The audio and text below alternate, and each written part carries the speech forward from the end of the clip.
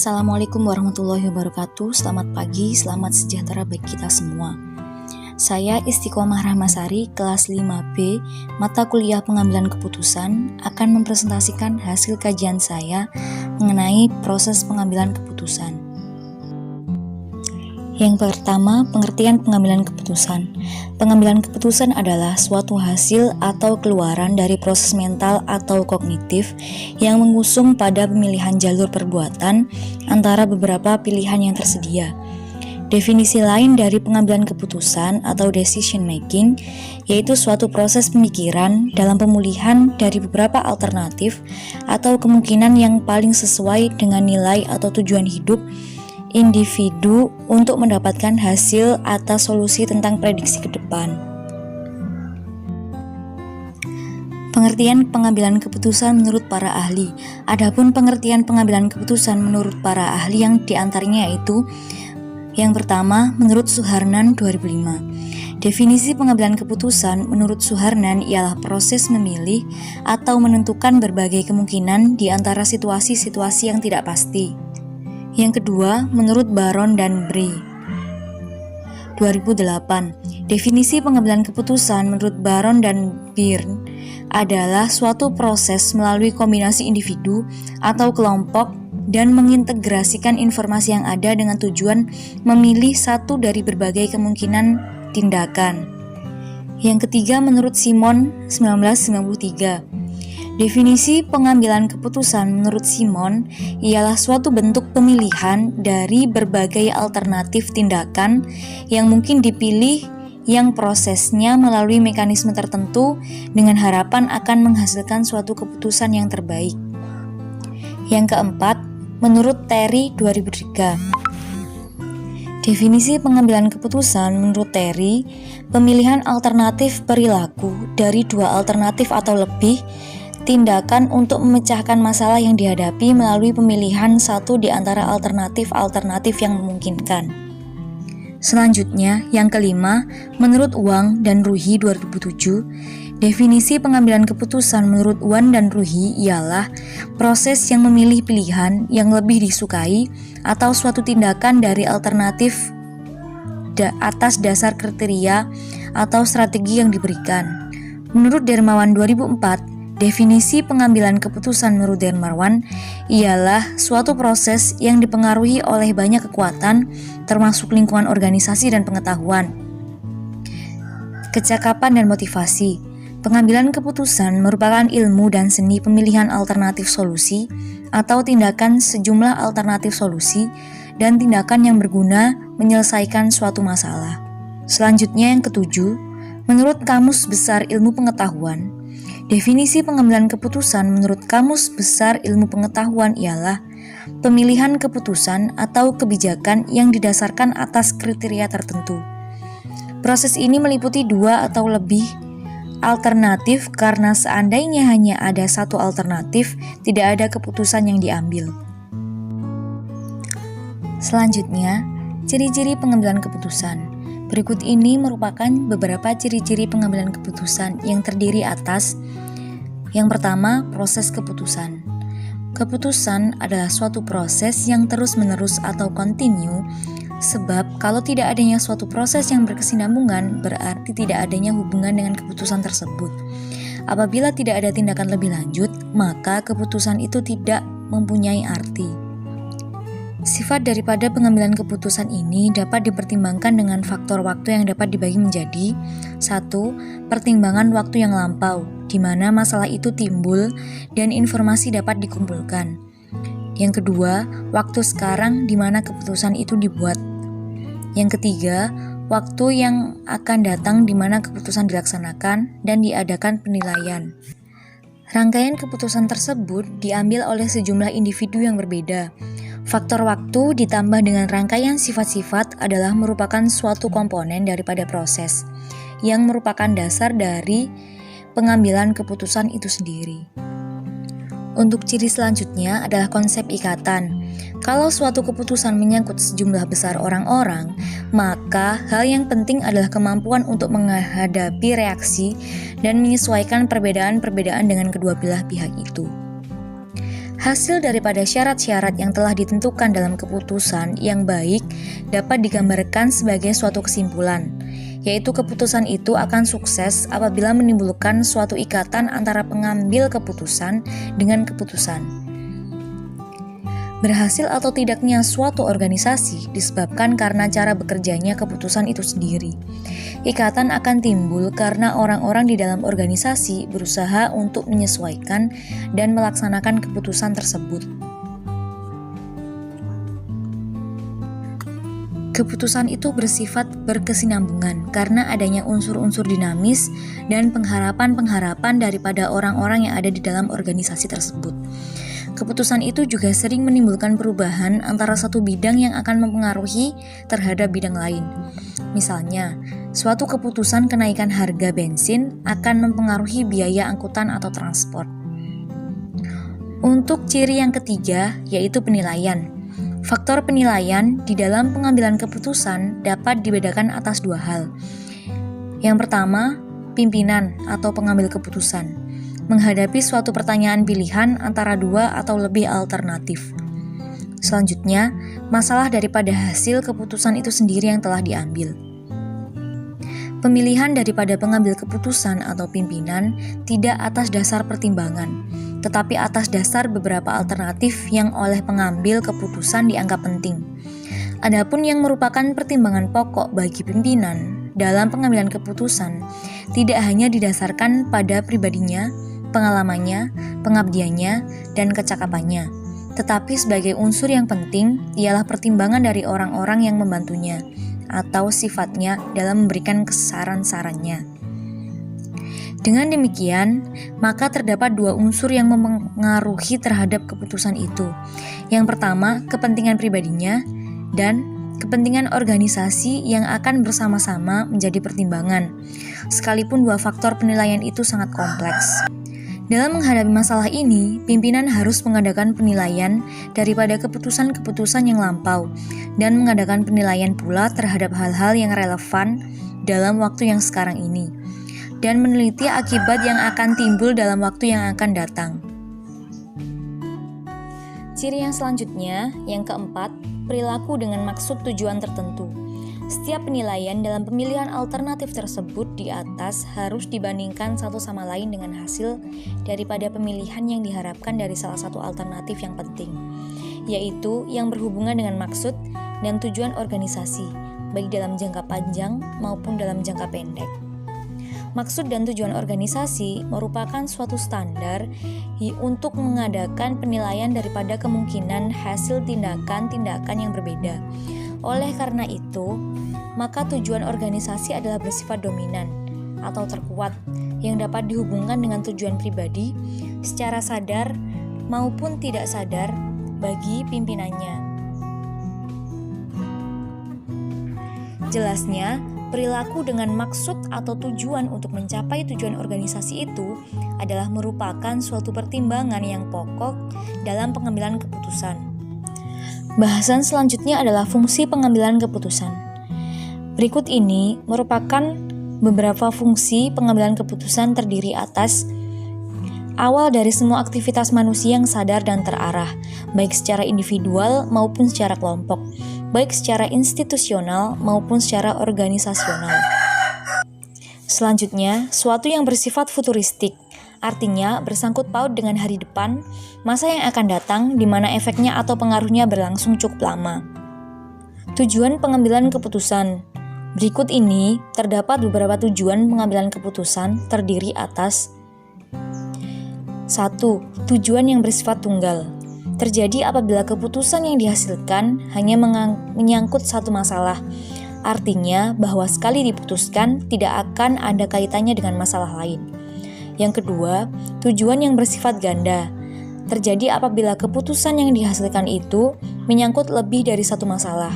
Artinya bahwa satu keputusan yang diambil itu sekaligus memecahkan dua masalah atau lebih yang bersifat tidak kontradiktif. Dasar pengambilan keputusan. Menurut Terry dalam Sanusi, menyatakan bahwa umumnya pengambilan keputusan seseorang memiliki dasar antara lain yaitu yang pertama, intuisi. Keputusan yang diambil berdasarkan intuisi atau perasaan lebih bersifat subjektif, yaitu mudah terkena sugesti, pengaruh luar, dan faktor kejiwaan lain. Sifat subjektif dari keputusan intuitif ini terdapat beberapa keuntungan, yaitu pengambilan keputusan oleh satu pihak sehingga mudah untuk memutuskan. Selanjutnya, keputusan intuitif lebih tepat untuk masalah-masalah yang bersifat kemanusiaan. Pengambilan keputusan yang berdasarkan intuisi membutuhkan waktu yang singkat. Untuk masalah-masalah yang dampaknya terbatas, pada umumnya pengambilan keputusan yang bersifat intuitif akan memberikan kepuasan. Akan tetapi, pengambilan keputusan ini sulit untuk diukur kebenarannya, karena kesulitan mencari pembandingnya. Dengan kata lain, hal ini diakibatkan pengambilan keputusan intuitif hanya diambil oleh satu pihak saja, sehingga hal-hal yang sering diabaikan. Dasar yang kedua yaitu pengalaman. Seringkali terjadi bahwa sebelum pengambilan keputusan, pimpinan mengingat-ingat apakah kasus seperti ini sebelumnya pernah terjadi. Pengingatan semacam itu biasanya ditelusuri melalui arsip-arsip pengambilan keputusan yang berupa dokumentasi pengalaman-pengalaman masa lampau. Jika ternyata permasalahan tersebut pernah terjadi sebelumnya, maka pimpinan tinggal melihat apakah permasalahan tersebut sama atau tidak dengan situasi dan kondisi saat ini. Jika masih sama, kemudian dapat menerapkan cara yang sebelumnya itu untuk mengatasi masalah yang timbul. Dalam hal tersebut, pengalaman memang dapat dijadikan pedoman dalam menyelesaikan masalah. Keputusan yang berdasarkan pengalaman sangat bermanfaat bagi pengetahuan praktis. Pengalaman dan kemampuan untuk memperkirakan apa yang menjadi latar belakang masalah dan bagaimana arah penyelesaiannya sangat membantu dalam memudahkan pemecahan masalah. Dasar selanjutnya adalah fakta. Ada yang berpendapat bahwa sebaiknya pengambilan keputusan didukung oleh sejumlah fakta yang memadai. Sebenarnya, istilah fakta perlu dikaitkan dengan istilah data dan informasi. Kumpulan fakta yang telah dikelompokkan secara sistematis dinamakan data, sedangkan informasi adalah hasil pengolahan dari data. Dengan demikian, data harus diolah lebih dulu menjadi suatu informasi yang kemudian dijadikan dasar pengambilan keputusan. Keputusan yang berdasarkan sejumlah fakta, data, atau informasi yang cukup, itu memang merupakan keputusan yang baik dan solid. Namun, untuk mendapatkan informasi yang cukup, itu sangat sulit. Dasar selanjutnya adalah wewenang. Banyak sekali keputusan yang diambil karena wewenang atau authority yang dimiliki. Setiap orang yang menjadi pimpinan organisasi mempunyai tugas dan wewenang untuk mengambil keputusan dalam rangka menjalankan kegiatan demi tercapainya tujuan organisasi yang efektif dan efisien. Keputusan yang berdasarkan wewenang memiliki beberapa keuntungan. Keuntungan-keuntungan tersebut antara lain banyak diterimanya oleh bawahan, memiliki otentisitas atau otentik, dan juga karena didasari wewenang yang resmi maka akan lebih permanen sifatnya. Keputusan yang berdasarkan pada wewenang semata maka akan menimbulkan sifat rutin dan mengasosiasikan dengan praktik diktatorial. Keputusan berdasarkan wewenang kadangkala oleh pembuat keputusan sering melewati permasalahan yang seharusnya dipecahkan, yang justru menjadi kabur atau kurang jelas. Dasar pengambilan keputusan yang terakhir yaitu rasional. Keputusan yang bersifat rasional berkaitan dengan daya guna. Masalah-masalah yang dihadapi merupakan masalah yang memerlukan pemecahan rasional. Keputusan yang dibuat berdasarkan pertimbangan rasional lebih bersifat objektif. Dalam masyarakat, keputusan yang rasional dapat diukur apabila kepuasan optimal masyarakat dapat terlaksana dalam batas-batas nilai masyarakat yang diakui saat itu.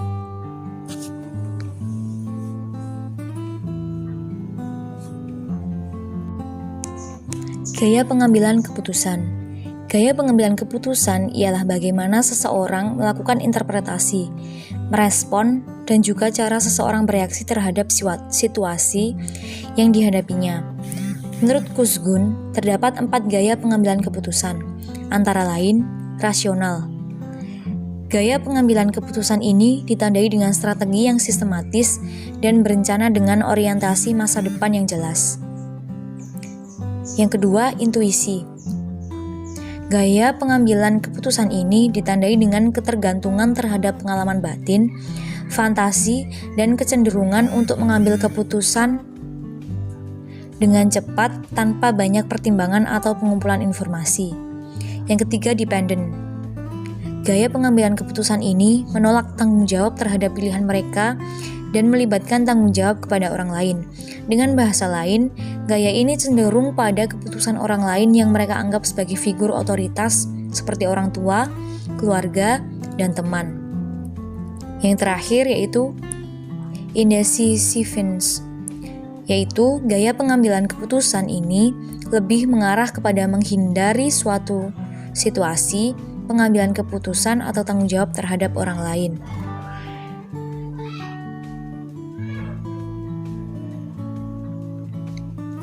Faktor-faktor yang mempengaruhi pengambilan keputusan. Shamsi menyatakan terhadap beberapa faktor yang menjadi pengaruh dalam pengambilan keputusan antara lain. Yang pertama, hal-hal yang berwujud maupun yang tidak berwujud, yang emosional maupun yang rasional, perlu diperhitungkan dalam pengambilan keputusan. Setiap keputusan harus dapat dijadikan bahan untuk menjadi tujuan organisasi tercapai.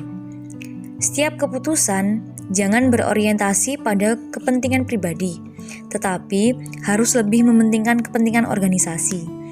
Jarang sekali pilihan yang memuaskan. Oleh karena itu, buatlah alternatif tandingan. Pengambilan keputusan merupakan tindakan mental. Dari tindakan ini harus diubah menjadi tindakan fisik. Pengambilan keputusan yang efektif membutuhkan waktu yang cukup lama. Diperlukan pengambilan keputusan yang praktis untuk mendapatkan hasil yang lebih baik. Setiap keputusan hendaknya dikembangkan dan dilembagakan agar diketahui keputusan itu benar atau tidak. Proses pengambilan keputusan.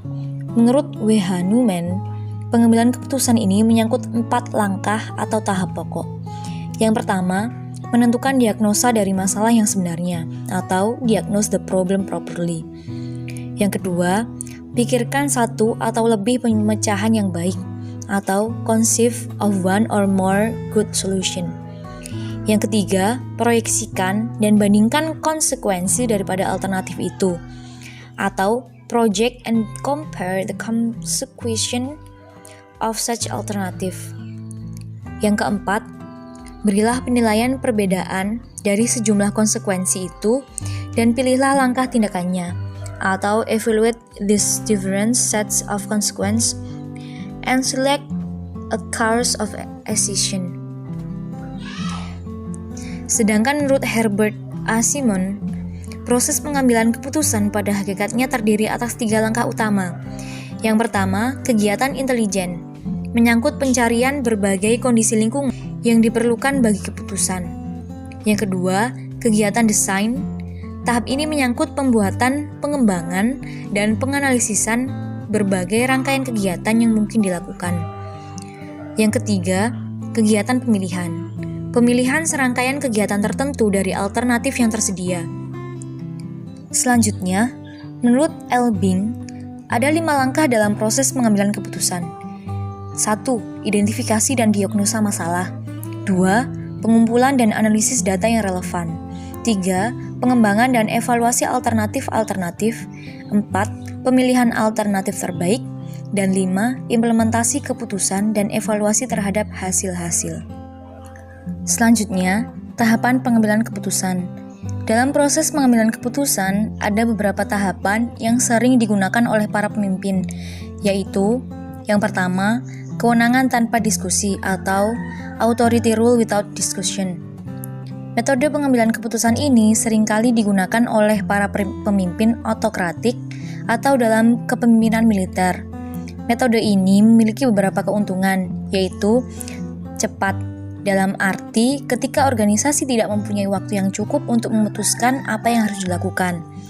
Selain itu, metode ini cukup sempurna, dapat diterima kalau pengambil keputusan yang dilakukan berkaitan dengan persoalan-persoalan rutin yang tidak mempersyaratkan diskusi untuk mendapatkan persetujuan para anggotanya.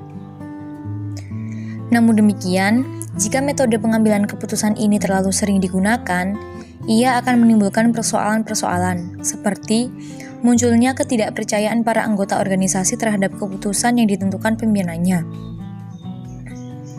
karena mereka kurang bahkan tidak dilibatkan dalam proses pengambilan keputusan. Pengambilan keputusan akan memiliki kualitas yang lebih bermakna apabila dibuat secara bersama-sama dengan melibatkan seluruh anggota kelompok daripada keputusan yang diambil secara individual. Selanjutnya, pendapat para ahli atau expert opinion. Kadang-kadang, seorang anggota organisasi oleh anggota lainnya diberi predikat sebagai ahli atau expert, sehingga memungkinkannya memiliki kekuatan dan kekuasaan untuk membuat keputusan. Metode pengambilan keputusan ini akan bekerja dengan baik apabila seorang anggota organisasi yang dianggap ahli tersebut memang benar-benar tidak diragukan lagi kemampuannya dalam hal tertentu oleh anggota lainnya. Dalam banyak kasus, persoalan yang dianggap ahli tersebut bukanlah masalah yang sederhana, karena sangat sulit menentukan indikator yang dapat mengukur orang yang dianggap ahli atau superior. Ada yang berpendapat bahwa orang yang ahli adalah orang yang memiliki kualitas terbaik untuk membuat keputusan. Namun sebaliknya, tidak sedikit pula orang yang tidak setuju dengan ukuran tersebut. Karenanya, menentukan apakah seseorang dalam kelompok benar-benar ahli adalah persoalan yang sulit. Selanjutnya, kewenangan setelah diskusi atau authority rule after discussion. Sifat otokratik dalam pengambilan keputusan ini lebih sedikit apabila dibandingkan dengan metode yang pertama. Karena metode authority rule after discussion ini mempertimbangkan pendapat atau opini lebih dari satu orang anggota organisasi dalam proses pengambilan keputusan. Dengan demikian, keputusan yang diambil melalui metode ini akan meningkatkan kualitas dan tanggung jawab para anggotanya. Di samping juga munculnya aspek kecepatan atau quickness dalam pengambilan keputusan sebagai hasil dari usaha menghindari proses diskusi yang terlalu meluas. Dengan kata lain, pendapat anggota organisasi sangat diperhatikan dalam proses pembuatan keputusan. Namun, perilaku otokratik dari pimpinan kelompok masih berpengaruh. Metode pengambilan keputusan ini juga mempunyai kelemahan, yaitu pada anggota organisasi akan bersaing untuk mempengaruhi pengambil atau pembuat keputusan. Artinya, bagaimana para anggota organisasi yang mengemukakan pendapatnya dalam proses pengambilan keputusan berusaha mempengaruhi pimpinan kelompok bahwa pendapatnya yang perlu diperhatikan dan dipertimbangkan. Selanjutnya yaitu kesepakatan atau konsensus. Kesepakatan atau konsensus akan terjadi kalau semua anggota dari suatu organisasi mendukung keputusan yang diambil. Metode pengambilan keputusan ini memiliki keuntungan, yaitu partisipasi penuh dari seluruh anggota organisasi akan dapat meningkatkan kualitas keputusan yang diambil, sebaik seperti tanggung jawab para anggota dalam mendukung keputusan tersebut. Selain itu, metode konsensus sangat penting, khususnya yang berhubungan dengan persoalan-persoalan yang kritis dan kompleks. Namun demikian, metode pengambilan keputusan yang dilakukan melalui kesepakatan ini tidak lepas dari kekurangan-kekurangan. Yang paling menonjol adalah dibutuhkannya waktu yang relatif lebih banyak dan lebih lama, sehingga metode ini tidak cocok untuk digunakan dalam keadaan mendesak atau darurat. Demikianlah pembahasan mengenai pengambilan keputusan, pengertian menurut para ahli, ciri, fungsi, tujuan dasar, gaya, faktor, proses, dan tahapan pengambilan keputusan. Semoga dengan adanya ulasan tersebut dapat menambah wawasan dan pengetahuan kami semua. Sekian presentasi dari saya mengenai proses pengambilan keputusan. Kurang lebihnya mohon maaf, saya akhiri. Wassalamualaikum warahmatullahi wabarakatuh.